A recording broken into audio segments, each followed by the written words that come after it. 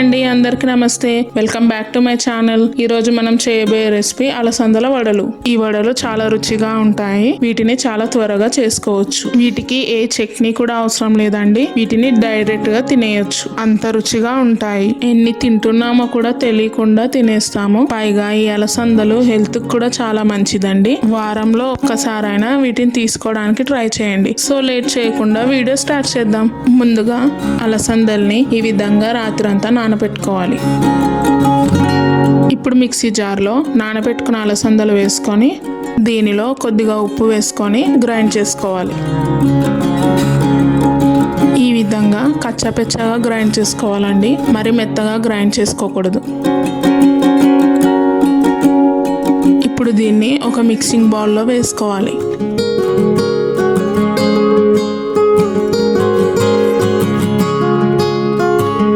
ఇప్పుడు ఇందులో ఉల్లిపాయ ముక్కలు, పచ్చిమిర్చి ముక్కలు, కరివేపాకు, కొత్తిమీర, కొద్దిగా కారం, కొద్దిగా ధనియాల పొడి, రుచికి సరిపడ ఉప్పు. మనం ఉప్పు ఆల్రెడీ అలసందలు మిక్సీ చేసుకునేటప్పుడు వేసామండి. ఇప్పుడు కొద్దిగా చూసి వేసుకోవాలి. కొద్దిగా జీలకర్ర, కొద్దిగా పసుపు, కొద్దిగా అల్లం వెల్లుల్లి పేస్ట్, కొద్దిగా మిరియాల పొడి, చిటికెడు వంట సోడా వేసుకొని వీటన్నిటిని ఒకసారి బాగా కలుపుకోవాలి.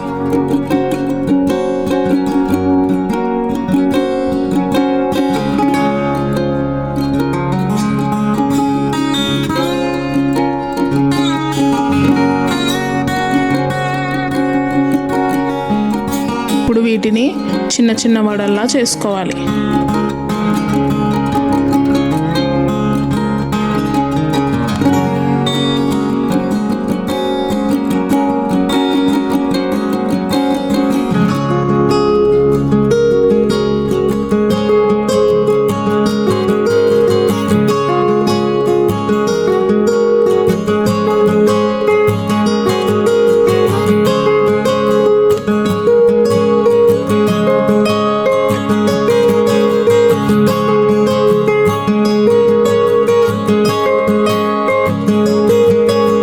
ఇలా చేసుకున్న వడల్ని ఇప్పుడు డీప్ ఫ్రై చేసుకోవాలండి.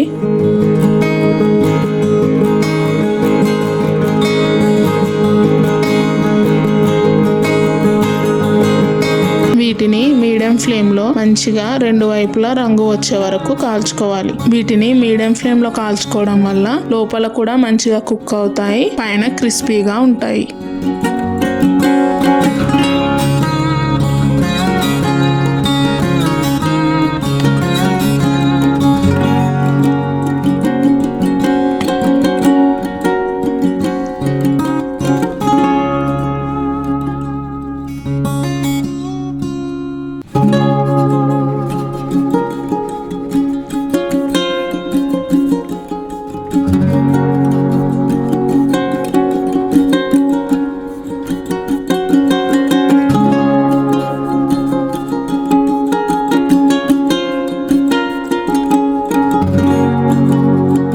చూసారు కదా అండి, మీడియం ఫ్లేమ్ లో ఈ రంగు వచ్చే వరకు కాల్చుకోవాలి.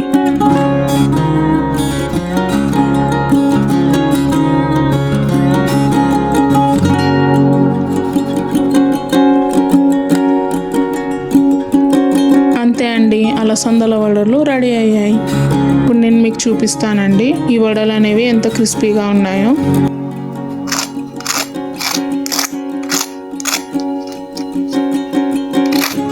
చూసారు కదా అండి, పైన ఎంత క్రిస్పీగా ఉందో. ఇప్పుడు లోపల కూడా కుక్ అయిందో లేదో చూద్దాం.